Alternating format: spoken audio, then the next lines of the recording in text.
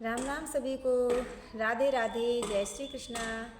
आप सभी का स्वागत है हमारे YouTube चैनल आरजे कथा कीर्तन में। आप सभी का स्वागत है दैनिक श्री शिव महापुराण कथा में। तो कथा के साथ बने रहिएगा। चलिए कथा प्रवेश करते हैं। तो आज का अध्याय है मोक्षदायक पुण्य क्षेत्रों का वर्णन। काल विशेष में विभिन्न नदियों के जल में स्नान के उत्तम फल का निर्देश तथा तीर्थों में पाप से बचे रहने की चेतावनी। तो चलिए आइए कथा में प्रवेश करते हैं। बोलिए श्री शिवशंकर भगवान की जय, श्री शिव महापुराण की जय।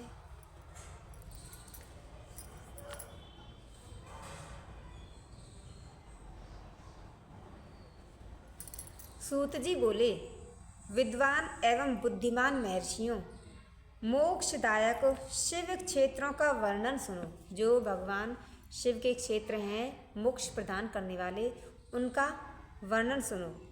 तत्पश्चात मैं लोक रक्षा के लिए शिव संबंधी आगमों का वर्णन करूँगा। जो शिव संबंधी जो आगम हैं उनका वर्णन करूँगा। पर्वत, वन और काननों सहित इस पृथ्वी का विस्तार 50 करोड़ योजन है। भगवान शिव की आज्ञा से पृथ्वी संपूर्ण जगत को धारण करके स्थित है। भगवान शिव ने भूतल पर विभिन्न स्थानों में वहाँ के निवासियों को कृपा पूर्वक मोक्ष देने के लिए शिव क्षेत्र का निर्माण किया है। कुछ क्षेत्र ऐसे हैं जिन्हें देवताओं तथा ऋषियों ने अपना वास स्थान बनाकर अनुग्रहित किया है, इसलिए उनमें तीर्थत्व प्रकट हो गया है। तथा अन्य बहुत से तीर्थ क्षेत्र ऐसे हैं जो लोगों की रक्षा के लिए स्वयं प्रादुर्भूत हुए हैं, जो अपने आप प्रकट हुए हैं।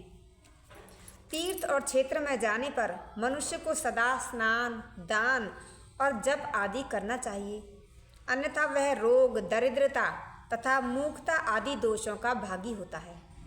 जो मनुष्य इस भारतवर्ष के भीतर मनुष्य मृत्यु को प्राप्त होता है, वह अपने पुण्य के फल से ब्रह्मलोक में वास करके पुण्य क्षय के पश्चात पुनः मनुष्य योनि में ही जन्म लेता है। जब वो हमारे पुण्य कर्म नष्ट हो जाते हैं, कम हो जाते हैं, तो फिर हमें मनुष्य योनि में फिर से आना पड़ता है। पापी मनुष्य पाप करके दुर्गति में ही पड़ता है। ब्राह्मणों, पुण्य क्षेत्र में पाप कर्म किया जाए, अगर पुण्य क्षेत्र में कोई पाप किया जाए तो वह और भी दृढ़ हो जाता है, गहरा हो जाता है। अतः पुण्य क्षेत्र में निवास करते समय सूक्ष्म से सूक्ष्म अथवा थोड़ा सा भी पाप ना करें।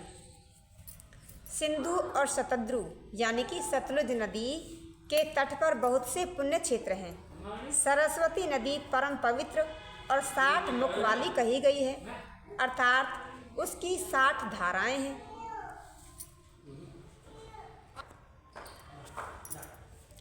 विद्वान पुरुष सरस्वती के उन धाराओं के तट पर निवास करे तो वह क्रमशः ब्रह्म पद को प्राप्त कर लेता है। हिमालय पर्वत से निकली हुई पुण्य सलिला गंगा 100 मुख वाली नदी है। उसके तट पर काशी, प्रयाग आदि अनेक पुण्य क्षेत्र हैं।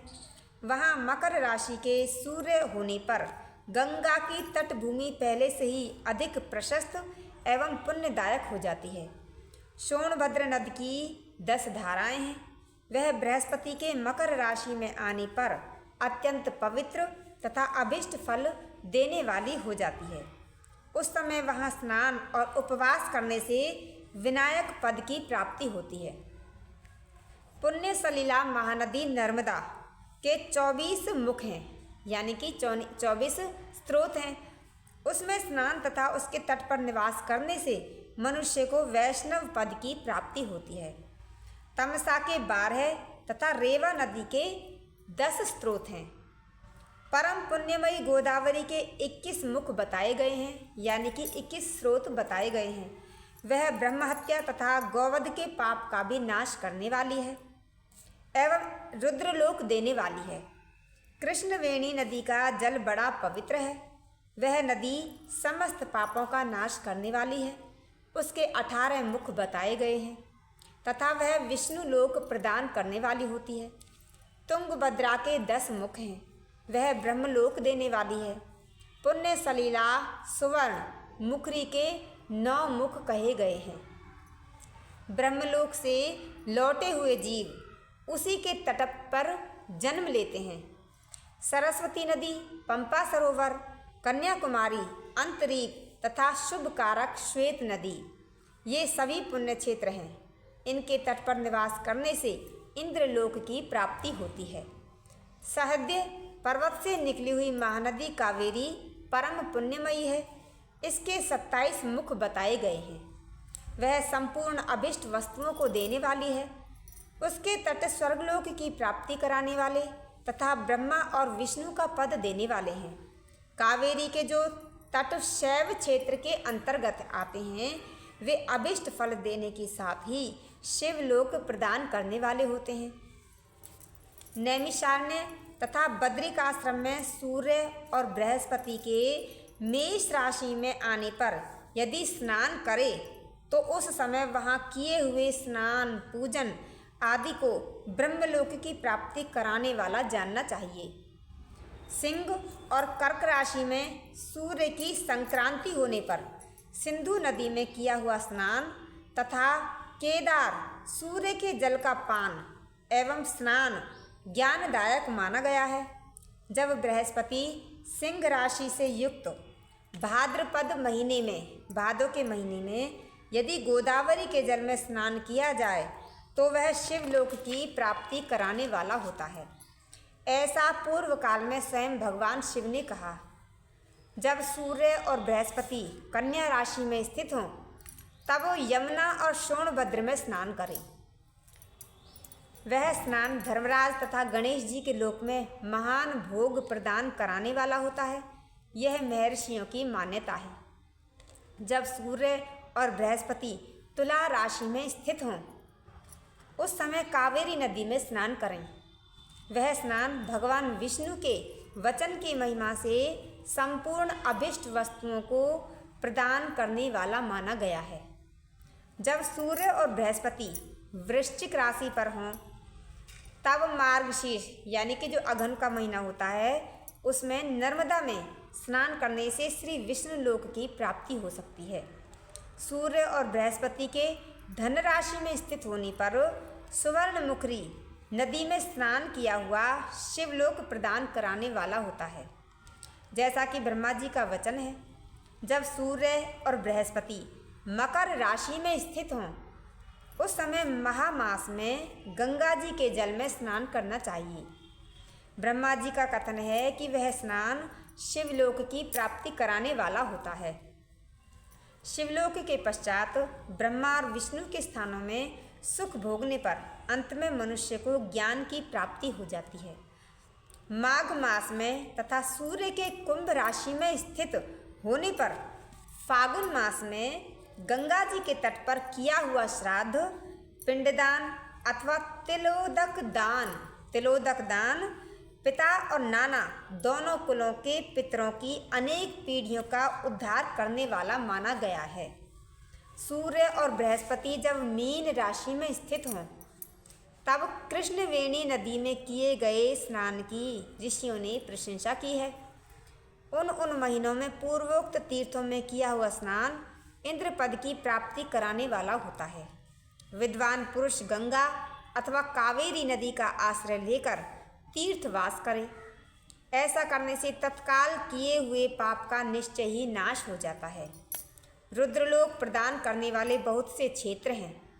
ताम्रपर्णी और वेगवती ये दोनों नदियाँ ब्रह्मलोक की प्राप्ति रूप फल देने वाली हैं। इन दोनों के तट पर कितने ही स्वर्गदायक क्षेत्र हैं। इन दोनों के मध्य में बहुत से पुण्यप्रद क्षेत्र हैं।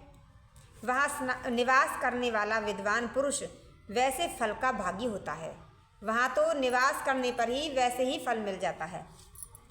सदाचार, उत्तम वृत्ति तथा सद्भावना के साथ मन में दया भाव रखते हुए विद्वान पुरुष को तीर्थ में निवास करना चाहिए, अन्यथा उसका फल नहीं मिलता। पुण्य क्षेत्र में किया हुआ थोड़ा सा पुण्य भी अनेक प्रकार से वृद्धि को प्राप्त होता है। अगर तीर्थ क्षेत्रों में, पुण्य क्षेत्रों में थोड़ा सा पुण्य भी करेंगे तो वो उसकी वृद्धि होगी, बढ़ जाएगा, तथा वहाँ किया हुआ छोटा सा पाप भी महान हो जाता है, इतना सा पाप भी बहुत बड़ा हो जाता है। यदि पुण्य क्षेत्र में रहकर ही जीवन बिताने का निश्चय हो तो उस पुण्य संकल्प से उसका पहले का सारा पाप तत्काल नष्ट हो जाता है, क्योंकि पुण्य को ऐश्वर्यदायक कहा गया है। ब्राह्मणों, तीर्थवास जनित पुण्य कायिक, जो काया के जो रोग हैं शरीर के, वाचिक, जो वाणी के रोग हैं, और मानसिक, जो मन के रोग हैं, सारे पापों का नाश कर देता है। तीर्थ में किया हुआ मानसिक पाप वज्रलेप हो जाता है, वह कई कल्पों तक पीछा नहीं छोड़ता। वैसा पाप केवल ध्यान से ही नष्ट होता है, अन्यथा नहीं। वाचिक पाप जप से, जो वचन के द्वारा जो पाप होता है वो केवल जप से, तथा कायिक पाप जो काया के द्वारा, शरीर के द्वारा जो पाप होते हैं, शरीर को सुखाने जैसे कठोर तप से नष्ट होता है। अतः सुख चाहने वाले पुरुष को देवताओं की पूजा करते और ब्राह्मणों को दान देते हुए पाप से बचकर ही तीर्थ में निवास करना चाहिए। बोलिए श्री शिवशंकर भगवान की जय। तो ये आज का अध्याय यहीं तक है, आगे की कथा अगले अध्याय में श्रवण करते हैं। तब तक के लिए राम राम, राधे राधे, जय श्री कृष्ण, ओम नमः शिवाय। अगर कथा अच्छी लगे तो इसे आगे भी शेयर करिएगा, ताकि सभी लोग इसे श्रवण करके इसका लाभ उठा सकें। राधे राधे।